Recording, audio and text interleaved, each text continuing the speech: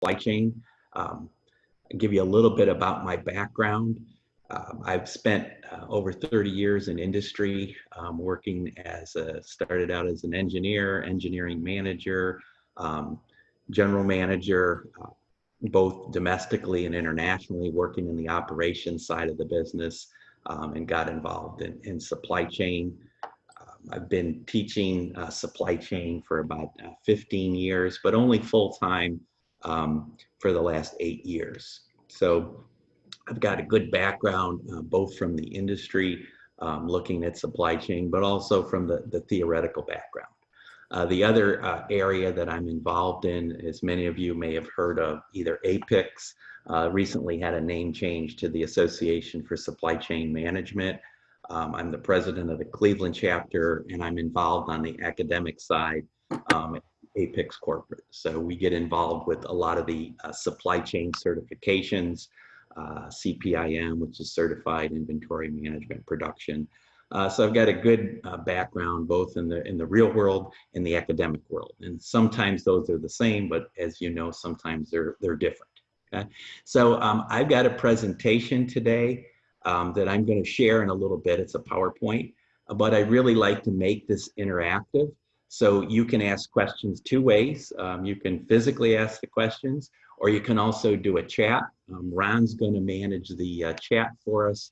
So if you do some things in the chat area, Ron will kind of summarize those and talk about those. Okay, so without further ado, let's actually, I think, Ron, it says that you've disabled my screen sharing. I got a little note when I went to share screen. It says host disabled participant screen sharing.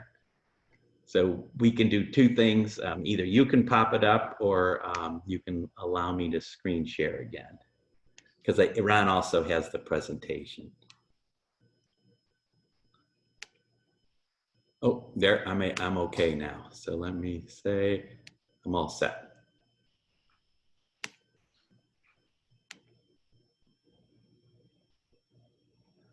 Okay, so this is co-sponsored by two groups. The Ohio X is the kind of the think tank or a technical expertise for Ohio, trying to get innovation in startups. We're also, I teach out at Ashland University. For those of you who don't know where that is, it's in Ohio, pretty much halfway between Columbus, Ohio and Cleveland, Ohio. So I'm the chair of the management department. In our department, we have supply chain management, we have entrepreneurship, we have international business, and then we have business management and also human resources. So that's what I'm going to talk about today, is the impact of COVID-19 on the supply chain. I'm thrilled because as I get many freshmen into our university, one of the first things I always ask is how many people have either heard of supply chain or know what it is, and I get very few hands going up. So within the last couple months, it's been amazing because we've heard probably more about supply chain than we've heard in the last 10 years. So it's starting to get on people's radar. But as we are in this global environment, we've had a lot of issues with supply chain as things come from different parts around the globe. Things that we came to expect, for example, Amazon's 1 day or 2 day service. You may have been on there and all of a sudden, something's not available for 2 weeks. And I've had that experience over the last couple of months, trying to order something and it's out of stock till 30 days from now. So we're slowly getting back to normal, but we're going to talk about, the impact that this has had. So the first thing that we call these events is a black swan. You may wonder what a black swan is, but really it's one of those things that we don't normally expect. It's truly unpredictable, it's unknown, and it's not there. But yet when it occurs, we have severe consequences. Okay, so what's unique about a black swan event? It's rare, right? It doesn't happen often. We don't really know what to do. And sometimes it's something we've never seen before, which is exactly what it is in this case. However, these are not unique. When I was in industry, give you an example. One of the things that we always discussed was what would happen if sales were to go up 20% tomorrow? What would you do if they went up 40% tomorrow? Conversely, what happens if the opposite? What if your sales drop 20% tomorrow? What would you do? And what would happen if your sales fell 40% tomorrow? So that's kind of crisis planning, right? You should always be ready for these things. It's not that they happen often, but when they do, those companies that have a plan are much better prepared than those that don't. And I kind of equate it to a fire drill, right? When we have fire drills, again, we don't expect our buildings to burn down. They don't happen very often, but when they do, it could be catastrophic. So those companies that have planned and practiced fire drills do much better than those that don't. If you've never had a plan, you end up with extreme chaos. Okay, so what we've seen is truly a black swan event. It's not the first one we've seen, and I can guarantee it won't be the last one. But those companies that prepare for these events, no matter what they are much better off than those that don't. Okay, so that's what we've seen here as a black swan event. These things do occur. Okay? When we talk about the impact of COVID-19 on the supply chain, what do we really have to look at? We really have to start out with China, right? When we look at where a lot of our parts come from, whether you're looking at pharmaceuticals, industrial parts, any types of computer chips, a lot of our cell phones, almost 95% of the pharmaceutical ingredients and drugs are coming from China. Prior to this, I'm not sure a lot of people were aware of this. So this disruption that actually started in Wuhan, China, has really caused not only China and the U.S., but really a global crisis in the supply chain. Okay? So it's really interrupted the ability for them to produce, to export. There's been not enough labor. There's been shortages of raw material.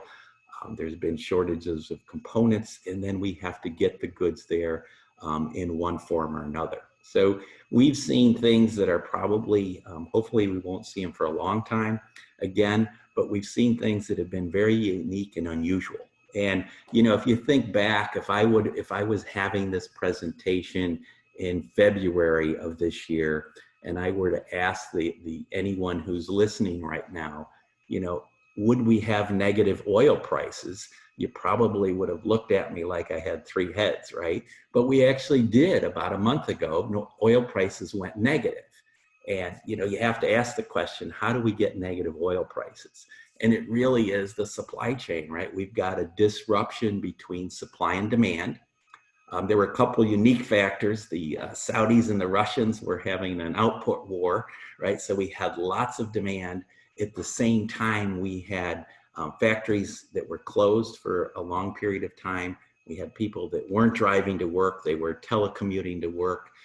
So all of the cruise ships were grounded. So we had very little demand, lots of supply. And the question is, where are we going to put all this oil, right? Oil was still being produced and pumped, and we actually ran out of places to put it. So for a short period of time, oil prices went negative because we were actually paying people to take this stuff off our hands because we really had no place to put it. So that's another definition of a black swan event, right? Something that you may not have thought could have occurred. If we go back 5 or 6 years, right, oil was well over $100 a barrel. And not too long ago, just a few months ago, we were in negative pricing. Okay, so, if you look at all of that, that's a result of disruption. And imagine you're running a company, whether it's ExxonMobil or Shell, and all of a sudden, oil goes from $80 a barrel to $40 a barrel, and then it goes negative. How do you run your company? How do you plan with employees, workers, and all of the things? And what does the future look like? Okay, so the impact has been huge as we see this COVID-19, and we're still not sure where it's going to end up. I mean, we've had, there was a temporary lull. We don't know whether it's going to kick up again. but we're certainly seeing some increases in many states as they reopen. So it has a pretty dramatic effect on the economy. Okay, so as this outbreak occurs, right, it not only spread through China, but lots of other countries. And if you look at the impact on the global markets, right, it really covered all of the major Western economies, and certainly in Europe, Italy, Germany, England, but it covered a lot of the other producers, if you will, Vietnam, China, Korea. A lot of those countries got disrupted. And when we see that, everything from the very beginning of where the raw materials start to where we start to produce some components, subcomponents, sub-assemblies, the whole world is really interlinked. And what we see, there's this concept called the bullwhip effect, then leads to uncertainties across the globe in general. So let me explain what the bullwhip effect is.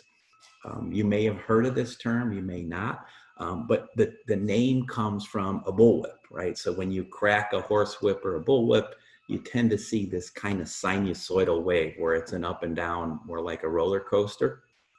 And what we see is when you look at the end of the supply chain, which is whether it's consumers or businesses buying that final product, demand stays relatively flat. It's never perfectly flat, but there's some up and down ripples, but for the most part, demand is predictable.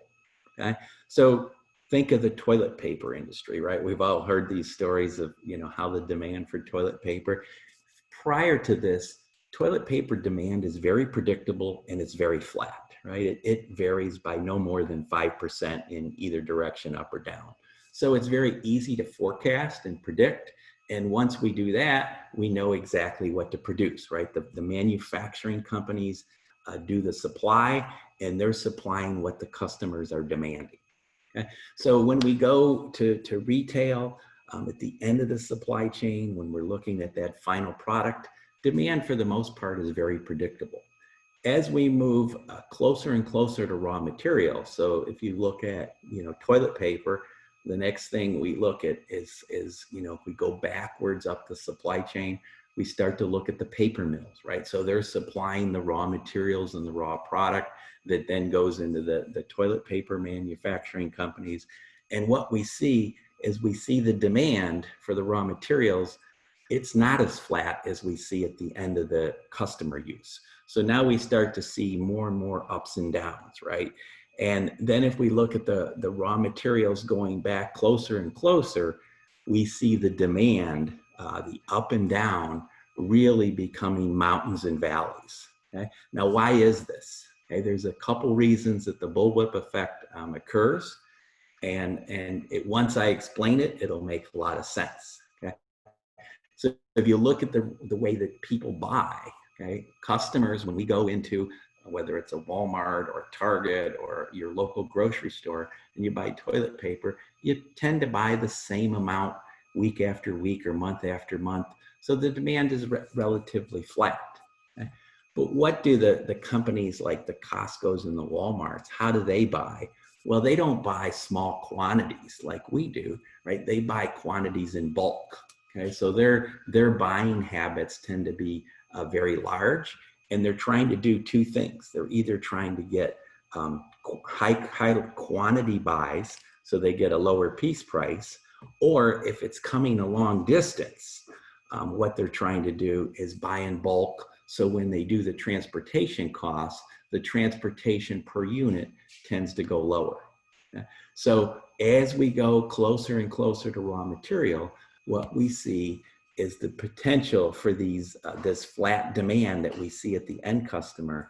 As we move backwards, that demand gets like a really wild roller coaster. Very, very large ups and very, very large downs. Okay? Now, one of the things we can do to minimize the bullwhip. Okay, now notice I didn't say that we could get rid of it, because you can't get rid of it, but you can maintain it and you can minimize it. And the way that we do that is we communicate, and typically in electronic fashion, where the companies in the supply chain are sending demand data all the way back to the raw material producer. So for example, if you look at automobiles, we know what the customer's buying, right? Whether you're Ford or GM or BMW, you know what the customer's buying. You need to convey that to all of your parts manufacturers, all the way back to the raw material where we're producing steel and glass and rubber, and all the way back to where we mine a lot of those materials out of the ground. So if you look at steel, we're mining iron ore. So as we look, if everyone in the supply chain knows what's happening on the demand side, they can adjust their production in a timely fashion. Okay? Now, when demand goes abnormal, right, and we see this a few times, we don't often see it, but not only have we seen it in this COVID crisis, we also see it in a potential snowstorm or a hurricane, right? If you live in an area, you go into the grocery store, we always assume that everything is going to be there, right? Or if you go into a Lowe's, you always assume that all the materials are in stock. And that's normally true unless we have some uncertainty in demand. So typically before a snowstorm, you go in and what happens? The customer who normally buys a gallon of milk a week, all of a sudden tripled their volume and they're buying 3 gallons a week. When everyone does that, right, demand went through the roof and the rest of the supply chain wasn't ready to do that. So we see empty shelves. Same thing happens in a hurricane. Lowe's, Home Depot, Ace Hardware, they can predict how many generators they're going to sell in a normal time frame. The minute the hurricane's coming, everybody wants to buy a generator. So what we see is uncertainty in demand, and the supply chain can't react that quick. So I just gave you a couple examples of some kind of black swan events, right? A hurricane, snowstorms. Now, we do know that these occur, right? They occur periodically. We don't know where they're going to hit. If you look at a hurricane, is it going to hit South Texas? Is it going to hit New Orleans? Is it going to hit Florida? We can't predict that far in advance, right? But I can tell you that in the near future, we will have a hurricane. I can't tell you when it's going to occur, and I can't tell you where it's going to occur. But I can tell you that we will have one. Okay, so as a company, you need to be prepared to handle that. Right? Now, the question is, how do you handle it? And, we typically call this crisis planning. You need to have systems in place that can figure out what you're going to do. So let's look at generators, right? So let's say, Katrina hit New Orleans several years ago. All of the local stores in that area are going to sell out of generators quickly. Okay? So what do those stores do? They have to figure out, they have generators in Maine and California and Washington State. They have to figure out how they're going to get those there quickly. So they do have a backup plan. They don't exactly know, when and where things are going to occur, but they do know they're going to occur at some point in some time, and they get ready, and they're ready for that uncertainty. Okay, so when you have uncertainty, the main thing you can do is plan for it. Okay, you can't always figure out exactly when and where things are going to occur, but we do know they're going to occur. Okay? And even COVID-19, it sounds like it's new, and it is relatively new, but it's kind of a version of SARS. If you go back in not too long of history, right, we've had the Ebola crisis, we've had the SARS crisis. In the late 60s, we had the Hong Kong flu. And at the end of World War I, 1918, we had the Spanish flu epidemic. So these things are not new. They just are hard to predict. Okay, so the impact on the supply chain it's challenging, right? It's very difficult, but it doesn't mean we can't plan for it. And in fact, it's critical that we plan for it, because those companies that are able to plan for disruption of any type are much better off than companies that have no plan in place. Okay, and that's the kind of the focus that I want to convey to all of those of you in business and running businesses. You don't always know when and where something's going to happen, but you need to make those predictions, right? And it doesn't necessarily have to be natural disasters, which is what we've been talking about, right? Influenza, those types of things. It can also just be demand. If you look in the recession of 2008, 2009, and you were in the auto industry, right? You saw demand fall 40%. Almost every company saw their sales numbers in about a 6-month period fall 40%. That's significant.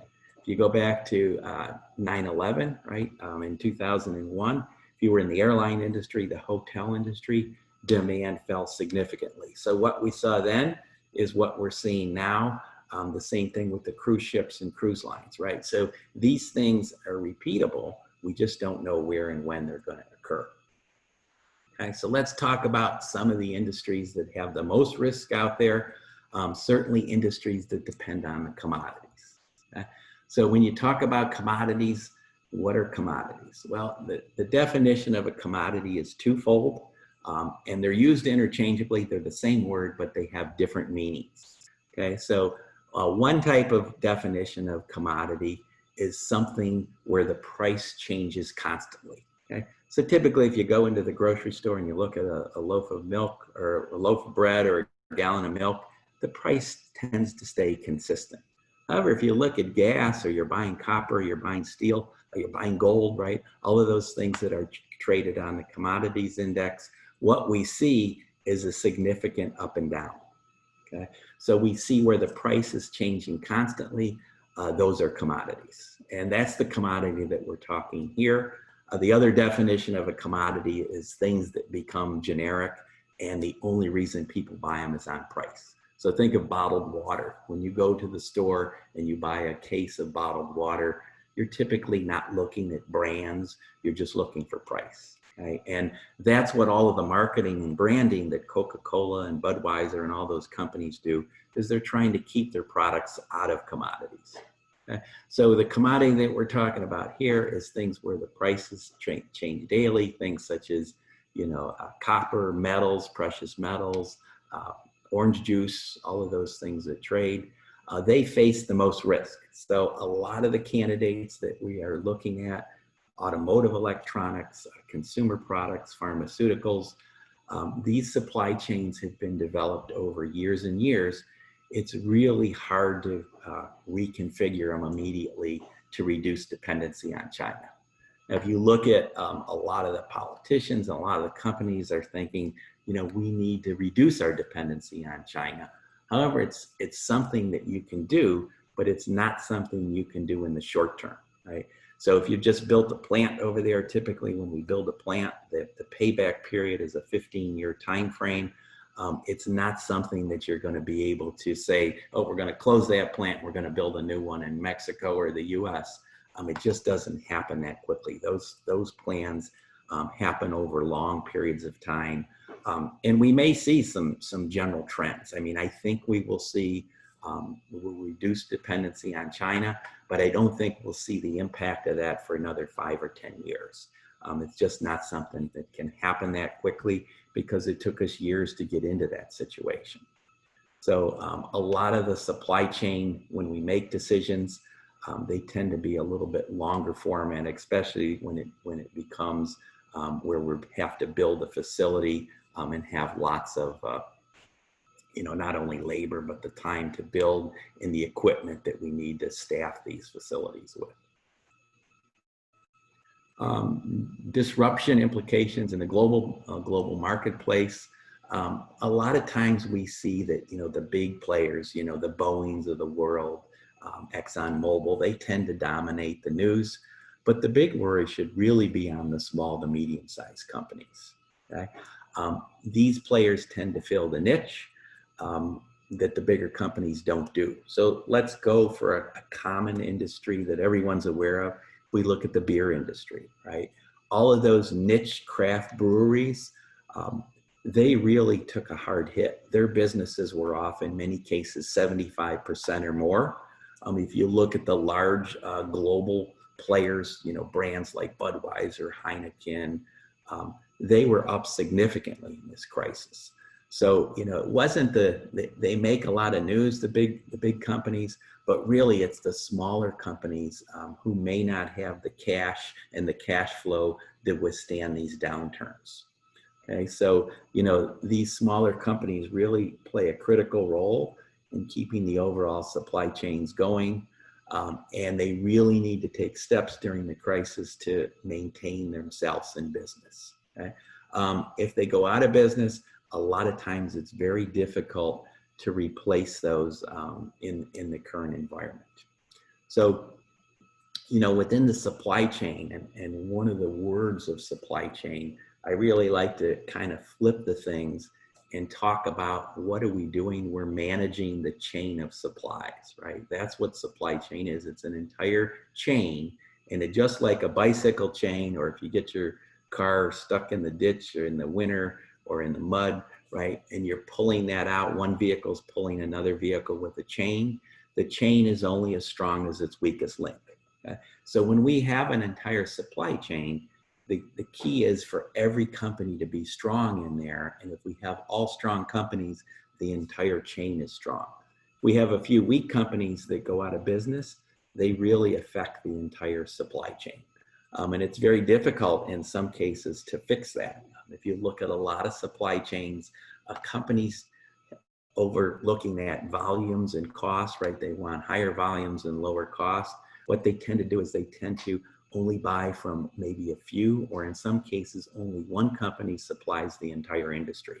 So when that gets disrupted, we have problems, okay? And not even talking about COVID, if you go back and look at the example of airbags, if we look at companies' airbags, there was one player who really did a lot of supply to the entire auto industry. And when there were defects in the in the airbag manufacturers, it didn't just affect Honda or BMW, it affected most of the players in the industry. So we have to be careful, both when we have just one dominant company who supplies the entire industry. We also see this with compressors in the refrigerator market, right? All the refrigerator companies buy the same compressors. So we have to be careful with big players where there's only one major player. And even more importantly, we have to be aware of these small companies, small to medium size, that fill those niche markets. So what should supply chain managers be doing?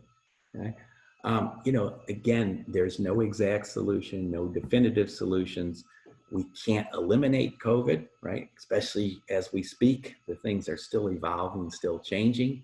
But what we can do is we can mitigate or minimize the impact of COVID-19. So what can businesses do? They have to take control of what they can do. They have to act immediately and proactively by immediately taking immediate actions, which are things that we can do now, short-term actions in the next few months, and then long-term actions. So that's what we're going to do next. We're going to talk about what those things are. So what can they do immediately? Okay, these are the things that we have to do today, and many companies have done these. First and foremost, we have to look at our employees, ensure health and safety of those things. Okay. The other thing we have to do is we have to comply with all the government regulations, all the policies, and that includes local government, state government, federal government. The next thing is we have to adjust the supply chain itself to kind of stay agile and nimble. Okay, so we have to replan more frequently, maybe use a shorter planning time, whether that's daily or weekly. We have to add inventory, right? We have to get inventory when we can to prevent things from falling through the cracks. We have to look at cash flow, right? So we want to make sure that we've got enough money to stay in business. And we have to manage our S&OP process, right? This is the process where the sales group meets with the manufacturing group. It's a formalized planning. And we make sure that, we're on board, and we're aligning supply and demand, right? Sales is seeing what the demand side is. Manufacturing is looking at the supply side, and we want to make sure those are always equal. Okay, so we want to make only what's based on demand. Okay, so that's the idea here, is always to make supply and demand equal. Okay, and long term, the markets adjust to those, but we want to do it as quick as possible. Okay? The other thing we can do is we can get, we have to manage our inventory, but we may have to expedite some of that we need. We may have to buy larger shipments, what we call break bulk, where we get a large shipment in, comes into the United States, we break it apart, and we ship that off to the various little locations that we need. Brand name, I spoke a little bit about that. We want to leverage the brand name that we need for the downstream customers to secure critical parts. Okay, so that's what we've got to do immediately. In the next, what I call short term, within the next 6 to 12 months, what are we trying to do here? We're trying to ensure survival of the business. Okay, so again, protecting cash flows, so watching the dollars, looking at the business volume. You want to reforecast to make sure that you're looking at the current demand and not demand from several time periods ago. You have to reset what you're spending on. So companies are watching what they're spending. You have to look at a bottleneck, okay? And that the term, again, bottleneck, comes from the neck of a bottle. If you look at a factory or a chain of supplies as a workflow, I like to think of the entire supply chain as a pipe or a hose that water flows through. But we're really not flowing water through. What we're flowing is products and, in many cases, services. The minute you squeeze that hose, right, what happens is you slow down the throughput of that water flow. So think of turning a hose on at the faucet, and what comes out the other end where the nozzle is, it's a nice uniform flow. That's what we want our supply chain to be. What we see in a lot of cases, that the minute we get a squeeze, right, we squeeze that hose, what happens? The entire output through the supply chain stops. So all of those bottlenecks where that hose is squeezed, no matter where it occurs in the supply chain, we want to know what they are, and we want to fix them as soon as possible. Okay, the other thing we have to do is manage expectations. The people who are involved in the business and all the supply chain, we want to keep the morale positive where we can. And we have to say, what's happened to our business? Is it a fundamental change, or is it just something that's in this downturn, and 3 months from now it's going to be gone?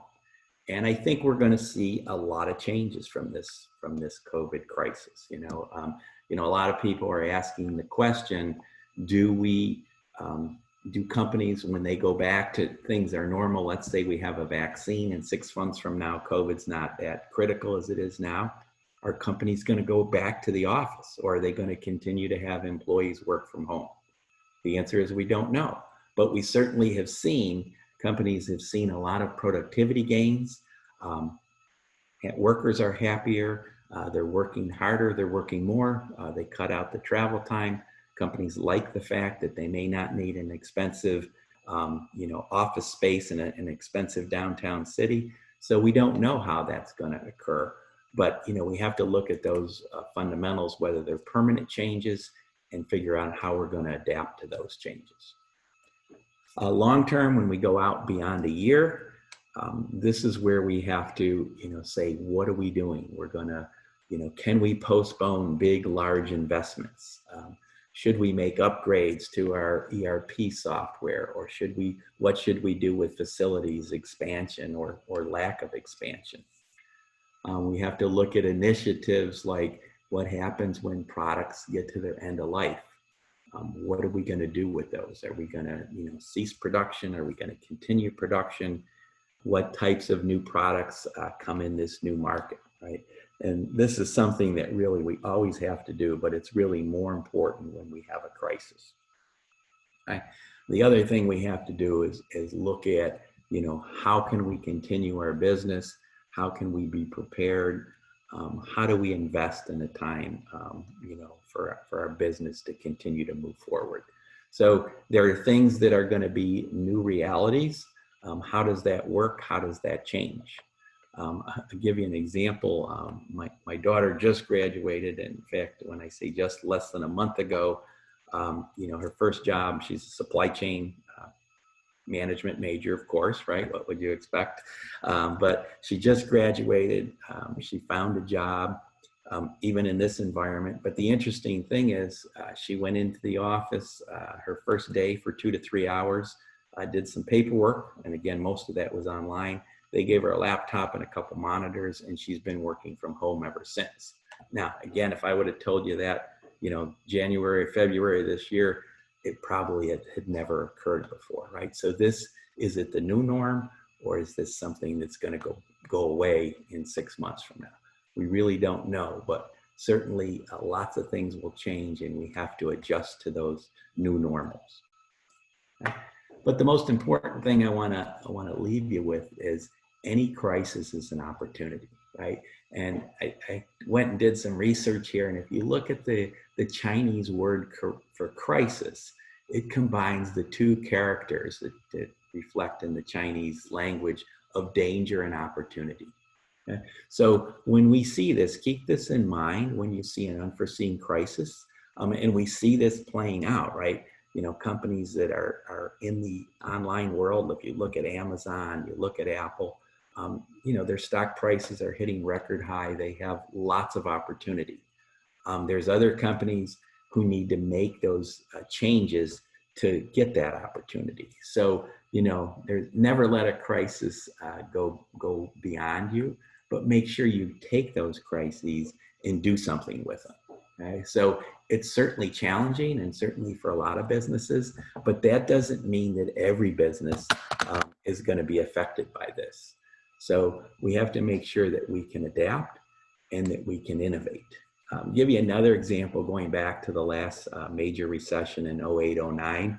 I mentioned that many car companies, in fact, almost all of them, business fell 40% overnight. There was one company that came out of that extremely strong. In fact, they grew sales, and that was Hyundai and Kia. They had a different business model, right? They were the first one to come up with, if you lose your job, we'll cover your payments for 6 months. So they went out about it in a different approach, and they were actually growing in what we now call the Great Recession. It wasn't really a depression, but it was a very severe recession. So just because sales are dropping, things look dire, doesn't mean you can't do well in those environments. And there's many companies that are created in those environments, and that are doing very well in those environments. Okay? So if you look at the global supply chain, sometimes you have to change it. It's not necessarily a bad thing. Okay? We want to make sure that our business is resilient and adaptable. And even if it's not, what do we have to do? We have to get there more quickly than our competitors do. And it kind of reminds me of the old joke where there's two people running away from a bear, and the one says to the other, I don't have to outrun the bear, I just have to outrun you, right? So this is what happens here, and if you look at, there's many companies who are doing extremely well in this environment. Okay, so let's talk about what happens if we don't do anything. We may be closing operations. If we don't do these types of things, we may have to shut down operations. Okay, so we need to make sure that businesses, wherever we get from, whether it's China or Vietnam or the Middle East or Africa, we need to make sure that that's happening. We still have to follow all of the government agencies, the safety requirements, but we want to make sure that we're doing that effectively. We don't want operations shut down if necessary. The other thing is paramount is to look at cash, right? We have to make sure that the cash is there. We need cash to operate, especially critical for those small and medium-sized companies. They don't have the credit lines that the larger companies do. So cash flow is paramount. And what's typically do we see all the time, right? Suppliers want, immediate payment, and customers are typically delaying the payment. Okay, so we want, cash, and we need to make sure that if we don't adjust our supply chain processes, the business can risk going out of business. Okay. Other things that happen, supply disruption. So we want to make sure that, if we're feeling the impact, we want to make sure that the situation is avoided. Okay, so fulfillment times and a lot of key suppliers have more than doubled. Like I said, I've seen that when I've ordered on Amazon. I've seen 3 weeks before something is even in stock. And then once I place the order, if it is in stock, instead of my normal 1 to 2 days, it's in many cases as long as 5 to 7 days. So, they immediately have to recover from that and get back into their, supply of inventory, so there isn't disruption. Okay, so there's been a lot of supply disruptions. Okay, where should companies focus next? 3 main areas that we're going to talk about: visibility, new business models, and resilience. Okay, so let's talk about supply chain visibility. Again, what do you want to be able to do? This is where I was mentioning, looking at data moving up and down the supply chain. So whether it's your first supplier or your second or your third tier supplier, we want that data to move up and down. So where does it come from? There were trade tensions really going into this between certainly the US and China. And the reason I mention China heavily is because they've really become, over the last 10 to 20 years, where most of the stuff is produced these days. It's starting to deviate a little. We're starting to move into, Cambodia, Vietnam, and those other areas. But for the main part, a lot of the stuff that was manufactured here has really moved into China. But if you're buying from other countries, the same thing really applies. There were talks of tariffs and trade wars and all of that. So it still hasn't been worked out, but it's being worked out. Okay, so we have to look at not only where the stuff is produced, what the cost of it is from a manufactured point of view, but what we call the landed cost. So how much does it cost to get it here from a transportation point of view? What's the added fact that if I'm buying something from China and the delivery time is 60 days, where if I would have had a local supplier in the US and the delivery time could have been 2 days, I have 58 days more of inventory, right? 60 minus 2 is 58. So I've got to look at those inventory costs. I've got to look at those landed costs, not just the manufactured or the piece price. Okay, so it's really critical. Again, these trade programs, we have to look at the strategy, and maybe the strategy is going into, 2 different suppliers, maybe one locally and one from overseas. So we have to take a look at the compliance on all of these, and we have to see, in addition to that, we have to worry about what's going to happen with trade and trade policy. The other thing we need to look at is new business models, new risks, new costs. We have to look at technology tools that give us greater data, right? There's a lot of talk about business analytics. It's actually a new program that we've launched in our MBA at Ashland within the last couple of years. But we're all looking at, companies have lots and lots of data, and they really want to gather that data and make some semblance of it, right? So when we talk about business analytics, what we're really doing is taking all of this data and trying to use it to make better business decisions. Okay, so we look at evaluation tools. We look at patterns that we're trying to find both in the macro world, the micro world, what's going on geopolitically, exchange rates. So we're trying to take all this data and make some business sense of it. And that's the key with analyzing data, is really, if you have enough data, you can make very good business decisions. Okay? But the whole focus is to look at, costs, trying to offset costs. The other thing is, can we look at different supplies, different transportation types of movement? Okay, we do this, we kind of don't think about it, but a few years back when we had port strikes on the West Coast, both at Oakland and Long Beach, the 2 big ports on the West Coast, 40% of everything that's imported in the US comes from those 2 ports. So when they went on strike, we have to figure out how we're going to get our product into the country. There's something that has to be done very quickly, or we have to get an alternative source of supply. So sometimes we have to look at new business models. There may be different types of risk and different types of cost. The other thing we want to focus on is what we call resilience, right? So we learn from these different types of things, but we want our supply chain operations looking at trying to be proactive. Again, so if we can take data, we can model this crisis in the future. We need to understand our overall supply chains.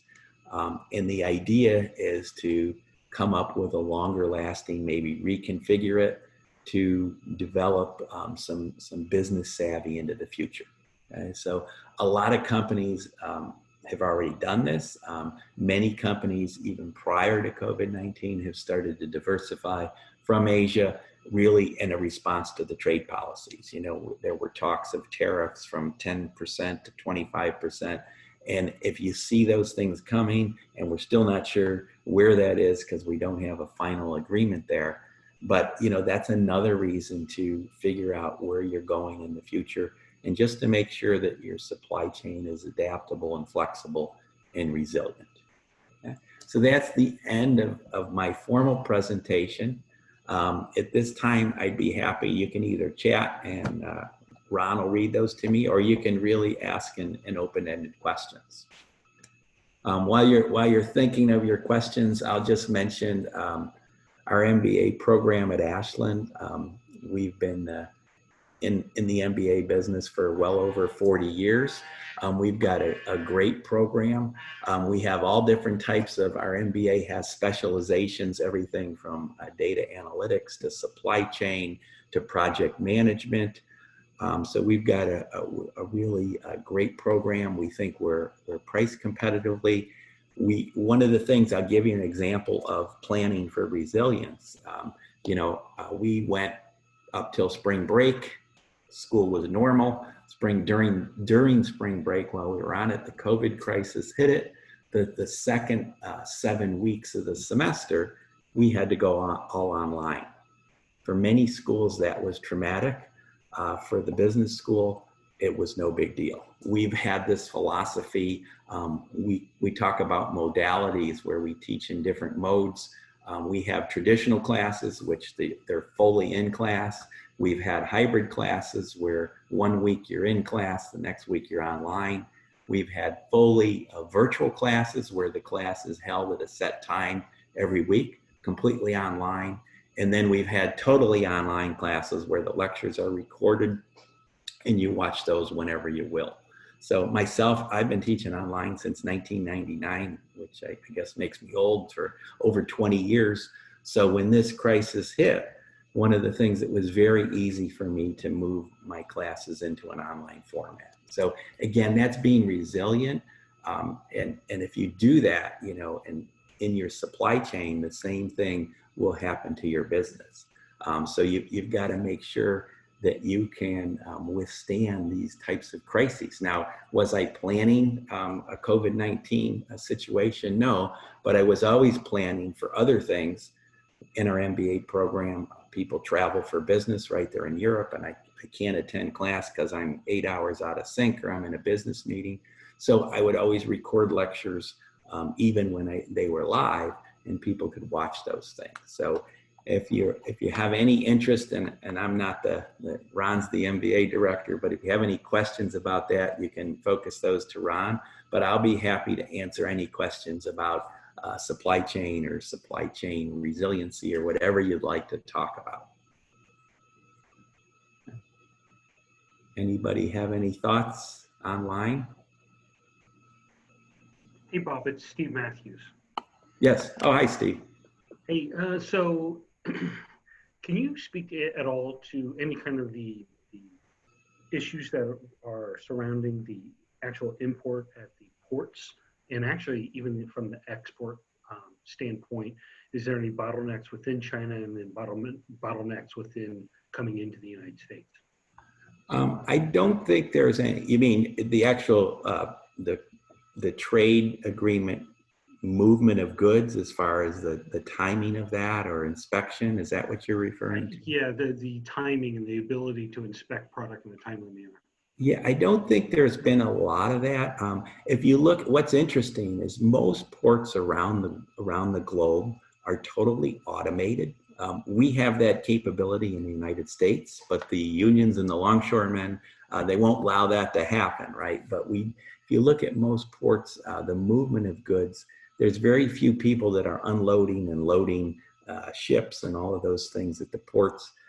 The other thing that's an advantage is those containers that come in they're not unloaded and then reloaded into a truck. Those containers either go right onto a flat car, either a train car or a flat truck. So there's a lot of portability there. So I don't think it's so much as that. I think the main thing was the fact that we couldn't physically have people in our facilities, so we couldn't have workers. And that happened throughout all of the supply chain, and even companies, like now, some of the auto industry, the final assemblers have gone back and they're working maybe not 3 shifts, but 2 shifts.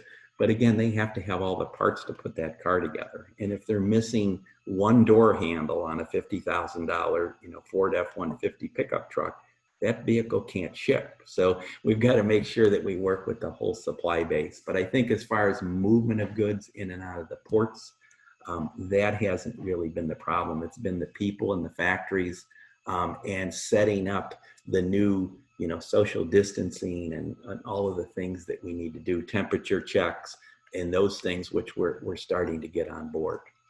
But that was a great question. Thanks. Any other questions? Okay, well, Ron, do you want to say anything before I close it up? Yeah, again, thank you for putting this together. I thought this was extremely informative, and I really appreciate those of you that tuned in. I hope you gained some insight and some value in terms of what Dr. Stoll brought up today, and know that we go into a lot more depth in this in our MBA program. So if any of you are interested or just have a question on taking a class, maybe not the entire program, I'm happy to help you out. And I know Dr. Stoll is also happy to help you out, and our contact information is all over LinkedIn. So feel free to connect with us on LinkedIn or via email at Ashland. But again, Dr. Stoll, thank you for putting this together and sharing your insight. Thank you. And I'll just close up again. I'd like to thank everyone for attending. Yeah, please connect with me on LinkedIn. If you're ever looking for my contact information, you can either find me there, or you can just go to the Ashland University website and search for me, and I'll pop up. And as I said, in addition to this, if you look at the Association for Supply Chain Management, it's a great resource tool. We offer certifications, but we have every city around the globe pretty much has a local chapter. They have monthly meetings, and it's a good way to network. And you can, if you have questions that you might have for me, you can find out, some of your colleagues at other area companies may have already solved that problem, and you can talk to them about it.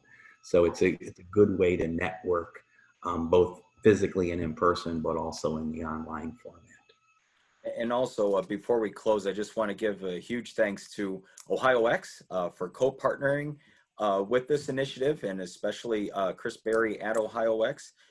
If you're not a member of OhioX, I'd encourage you to join, follow them on their social media, because as a member of OhioX, which it's free to join, we also are awarding 10% discount on all of our classes at Ashland University, because OhioX is also a corporate partner of Ashland University. So it's a great organization, great membership benefits, and I would encourage you again to join them. So.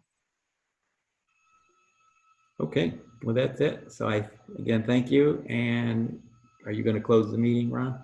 Yeah, I'll close it for everyone. So again, thank you, everyone. Stay safe and healthy.